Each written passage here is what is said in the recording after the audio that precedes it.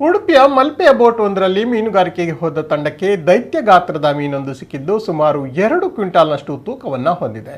ಶಾಂಭವಿ ಎನ್ನುವ ಹೆಸರಿನ ಬೋಟ್ನ ಮೀನುಗಾರರಿಗೆ ಈ ಮೀನು ಸಿಕ್ಕಿದ್ದು ಈ ಸಣ್ಣ ಜಾತಿಯ ಸಣ್ಣ ಮೀನಿಗೆ ಇರುವಷ್ಟು ರೇಟ್ ದೊಡ್ಡ ಮೀನಿಗೆ ಇಲ್ಲ.